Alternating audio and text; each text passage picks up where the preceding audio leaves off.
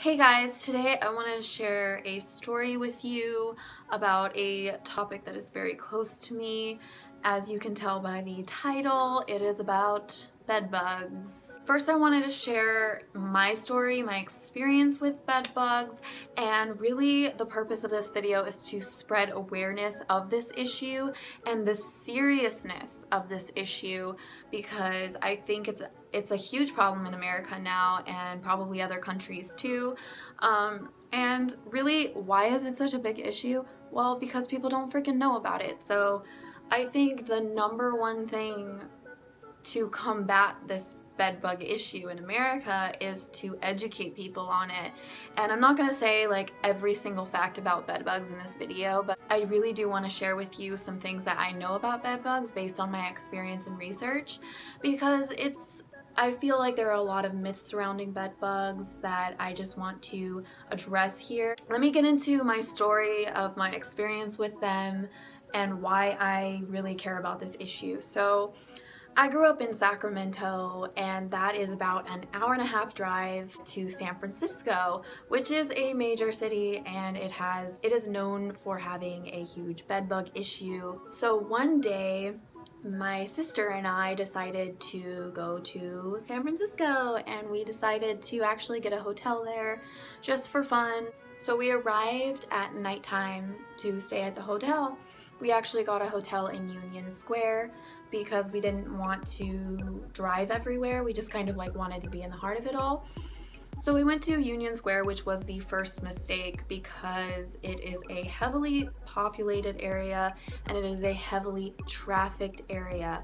A lot of people from everywhere in the world are going there all the time, moving in and out of it very quickly. That is like a breeding grounds for bed bugs. It's very easy to get them the more heavily populated it is. So let that be the first lesson to you if you ever travel anywhere. Try to look for hotels and places to stay outside of the majorly populated areas. Like, obviously those can have bed bugs too, but the more trafficked the area is, the higher the likelihood of having bed bugs in that hotel or motel is going to be. So we get to this hotel, and on the way there, I actually looked up on Yelp, which I should have done a lot earlier, but I looked up on Yelp to see what kind of reviews this place had. And I saw reviews about bedbugs. Granted, it was probably about 4 months prior, at that time it was like, oh, this review was 4 months ago. So, and then there was one like 6 months prior to that, and they were saying like, oh, this place has bed bugs. And I was like, okay, I don't want to stay here, but I'll ask them about it anyways. So when I got there, I asked them about it. I said, I saw reviews that this place had bed bugs. Have you taken care of it? And they assured me that they had taken care of all their bed bug issues. And so I believed them. And maybe they did take care of it, and maybe they got it again. I don't know. But it seems to me like this hotel took these cases, like it was like a case-by-case basis, and they must have only treated one room at a time. But when you have bed bugs, you need to address the entire building. I think this hotel did it only by a room-by-room basis, and that is why they didn't actually address the issue, but that is just speculation. So I believe them. I went up to my room, and me and my sister decided to take precaution anyways, and we looked at lots of areas in the room, but especially the mattress, because I thought, oh, they're bed bugs, they would be in the bed. So we pulled off all the sheets, all of them, and there was a lot on there. We pulled off all the sheets, inspected the mattress very carefully. There was nothing on there. There was no bed bug excretions, no carcasses, no bugs themselves. We didn't see any sign of bed bugs on the mattress. That was also another mistake, because this hotel in particular had taken precaution, and they had actually put bed bug covers on their mattress. So there was no ridges for the bugs to hide on because it was all covered in a bed bug proof casing. They're actually protecting the mattresses themselves from getting bed bugs on them. So if the bed bugs don't have anything to hide in on the mattress, then they're going to go elsewhere. I didn't know to check all the furniture and the carpet and the vents and the electrical outlets, which is a lot of places they like to hide. Another lesson for you is when you go to a hotel, first and foremost, put your luggage in the bathtub while you're doing the inspection so that there's less likelihood of them hitching a ride on them on your luggage super soon. So put them in the bathtub, which is not what we did, but I read that later on. Inspect the mattress first. If you see any signs of bed bugs, leave the entire building. Don't let them trick you into going to another room, because bed bugs actually follow where the host is, and which is why they can be anywhere in the building. If you have them in one room, you essentially need to treat the entire building. So back to my story is we didn't see any signs of it. We didn't really know how to look for it. And we went to bed that night. Now at this time, this was a couple years ago.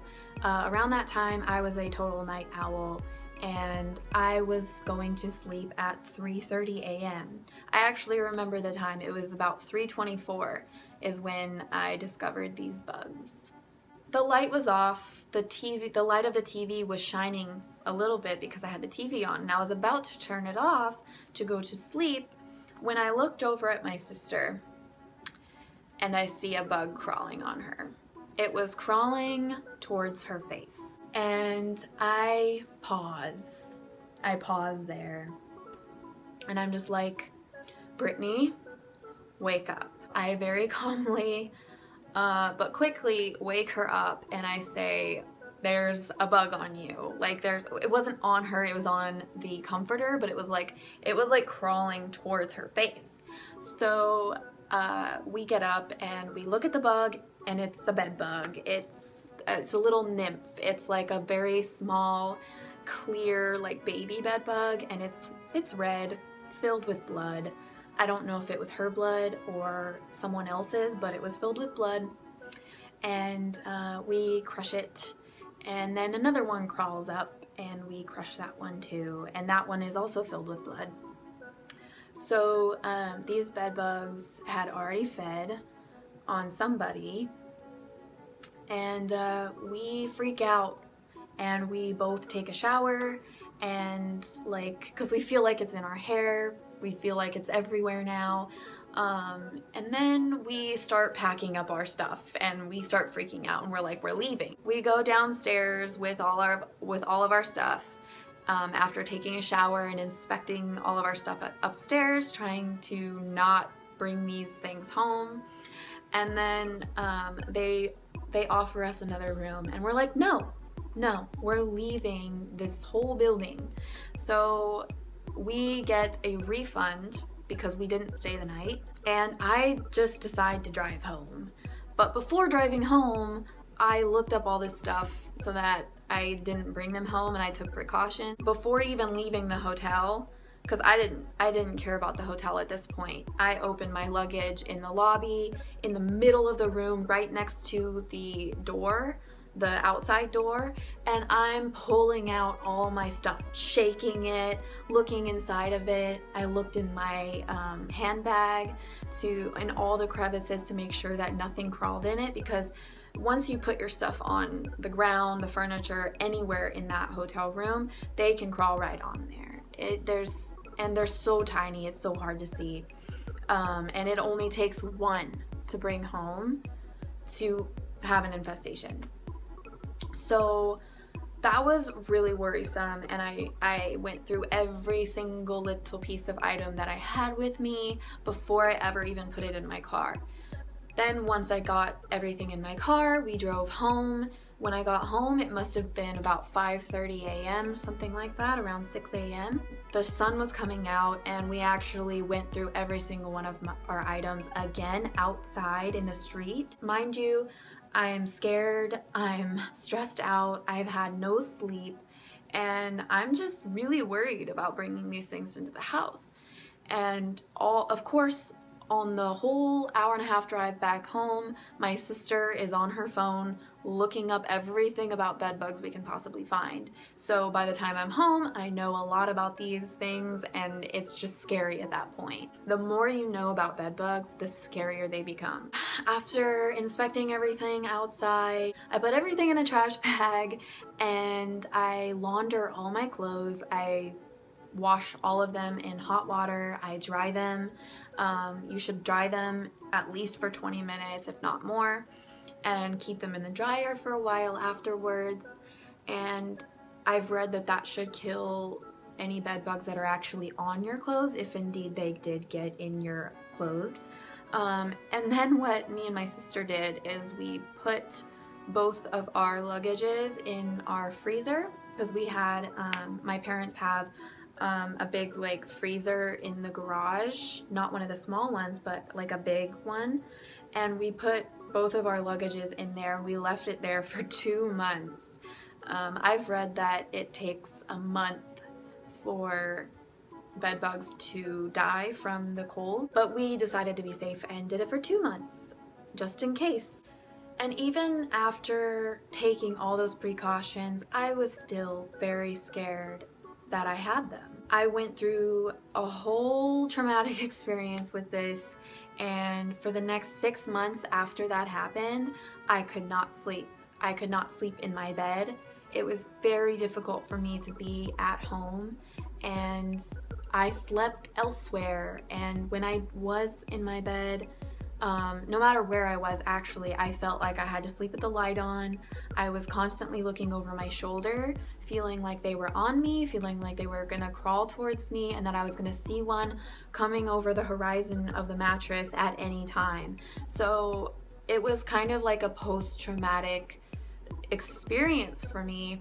I've had dreams about them, and I constantly felt like they were there, that I was in the presence of bed bugs. That fear stopped me from getting quality sleep, and it was actually stressful on my relationships with my family. It really honestly affected many areas of my life, and I had anxiety afterwards. It was awful. I wouldn't wish that experience upon anyone. What finally started to settle my trauma with this and my emotional roller coaster experience with bed bugs was about 6 months afterwards. I actually hired a bedbug sniffing dog, which I highly recommend you do if you think you might have them, just to put your mind at ease. I hired a bedbug sniffing dog. It cost me $300. There was these 2 little dogs that came over, and they've been trained to sniff out alive bed bugs and dead ones, and they can sniff out eggs. They sniffed the mattress, they just sniffed around my whole room, and they told me that there's no bed bugs there. So it wasn't until that moment when the lady came over with her dogs and told me that they didn't smell anything, that I was finally able to kind of put it to rest, or put it to ease at least, and I was able to start to sleep a little bit better. I still had like anxiety about it, even though I knew that they weren't there. It's still a traumatic experience, and you can have a traumatic experience, like, you know, people at war or something, for example. That's a very extreme example, but if someone goes to a war and they come home, they know logically that they're safe, or like the likelihood that they're safe, you know, this stuff isn't happening anymore, but that doesn't stop them from the trauma and the stress and anxiety around those things that they've experienced. You can't tell someone who's had a traumatic experience to just like get over it. You can't. It's like, it's something that you still experience even after you know you're okay, you know? And that's what happened to me, is that even though I knew they weren't there, I still had that emotional stress and anxiety about it. So that is why it is such a huge issue, because I think anyone who has experienced anything about bed bugs knows what I'm talking about. It's not just you know, a cut and dry thing. It sticks with you. So some of the facts I really wanted to talk about bed bugs that a lot of people either don't know or that maybe there's myths surrounding it is, one, bed bugs have never been shown to spread disease. They have been tested for pathogens and diseases, so they do carry disease, but they've never been shown to transmit a disease to anyone. So that is the one good thing. I can't believe I'm saying that there's any good thing about bed bugs, but if there is one good thing about bed bugs, is that they do not transmit disease. However, people have been shown to have allergic reactions to bed bug bites because they actually excrete a saliva. Anytime, like, you know, bites show up, if you've been bitten by a bed bug, that's actually an allergic reaction to the saliva. And some people, very few people, but some people have actually gone into anaphylactic shock from bed bug bites. So it is possible to, you know, have that issue. Another thing I wanted to put out there is that bed bugs can survive up to 18 months with no food. So if you think that you've isolated them in a certain area or something and that, oh, they don't have any food, so yeah, they'll probably die, that is not the case. So that's scary. That means they're very adaptable and resilient. Another thing I have read about them is that they can actually detect and avoid cleaning agents. So these things are very like adaptable is what I'm trying to say. And this makes them extremely hard to detect and get rid of. Another myth is that some people believe that I'll just bomb my house, like a bug bomb or something, and that'll get rid of them all. Well, that is not the case. These are like very difficult to get rid of and they take time, and usually there is more than one treatment that is involved. Usually you must declutter the home to make it easier to manage and easier to spot, and then you can use various methods of containing and managing and treating. And this is why if you ever have bed bugs, do not think that you can just get rid of them on your own. There are certain products out there that are effective, and there are certain products out there that are no longer effective, even if they once were effective. Some things you can do in the meantime while waiting for like a pest management professional to take care of it is you can get like diatomaceous earth, and that takes like 7 to 17 days to actually kill a bug. It essentially acts as like razors. They will cut their exoskeleton over time as they cross the powder. So that's one way to just kind of like manage it a little bit, but that will not necessarily get rid of it by any means. You really need to call a pest management professional that is like licensed and certified in like bed bug management. They will help you to and tell you like all the steps you need to take to contain it in your home and then treat it in your home, treat your furniture, all of those things. And this can take time. I think people are shocked by how much money it actually can take. I've heard like for a regular size, like smallish home, it can be like $1,500 for, you know, a pest management professional to come and like treat their homes. And this is not something that people want to go through. Like, this is not something you want to go through. So I think the more we can be educated on the prevention of ever getting and spreading these bugs, like the better. I think number one is educate yourself, and I hope this has helped many of you. If you ever travel anywhere, please keep this in mind. Please research more on this topic and save yourself and possibly other people around you from the traumatic experience of dealing with this issue and the cost, the monetary cost as well. It is just not something you want to deal with. So please, please, please, please, please spread this information, share this video.